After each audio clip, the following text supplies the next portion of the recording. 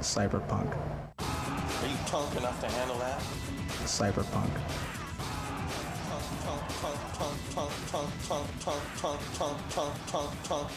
The people I know who talk about cyberpunk seem to fall into one of two categories, and they're weird categories.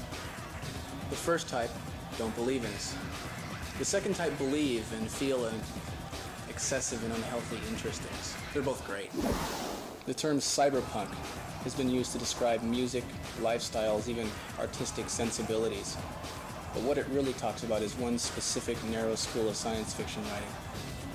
William Gibson popularized the term cyberpunk, which is kind of funny if you think about it, considering he knocked out Neuromancer on a typewriter, didn't know Jack or Jill about technology at the time, and probably used the profits from the book to buy his first leather jacket. But God, it was a good word. Poetic, efficient, and romantic. Man and machine, distance and passion, technology and attitude. Cyberpunk. Great word. And what the hell? We stole it. Oh yeah, they know. Sometimes I go to Information Gulch down in San Francisco. Hotbed of the cyber culture.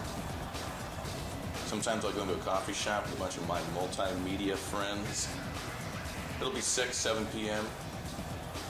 I'll walk right up and I'll say, I want a double latte.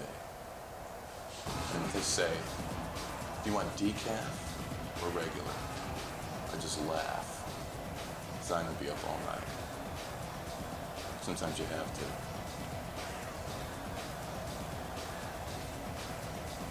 People say William Gibson is one of the more popular cyberpunks. Perhaps even coined the phrase. You know who I think a bigger punk is? Nicholas Negroponte.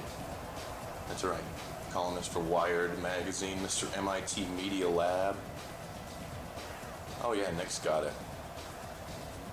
Wrote a whole column about fonts. Why they have those jagged little lines on the curves of the fonts. Calls them the jaggies. That dude knows what's up, man. They're equal opportunities. They're equal opportunities. They're equal opportunities snubbers. They're better than everybody, flat bang, and they have ways of showing it. And what does it mean? It means technology and attitude.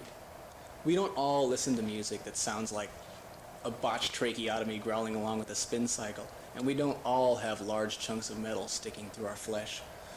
But there are what you might call some general rules of engagement. Cyberpunks love technology first off.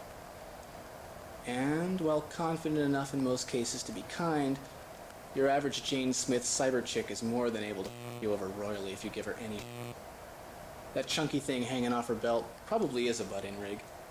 And that scary-looking scope on her pull cue probably is a laser sight. And if you really doubt that that leather jacket has some kind of bizarro weapon inside, then your worldview may be in for some high-octane broadening before the sun sets. Instant maximum violence. No warning shots. A cyberpunk on the ropes goes nuclear straight off. It's faster, more convenient, and it's better style. In fact, you should even leave the geeky, gentle-looking ones alone. You gotta figure, if somebody's out there enough to be wearing a Star Trek communicator on one side of their belt, and a ramped-up, unregistered, air-launched taser gun on the other side of their belt, is this really somebody you want to irritate? Logic. Logic. Being a cyberpunk is the intersection of attitude and technology. Sometimes the best tech is low tech, or even no tech. Hit them where they aren't expecting it.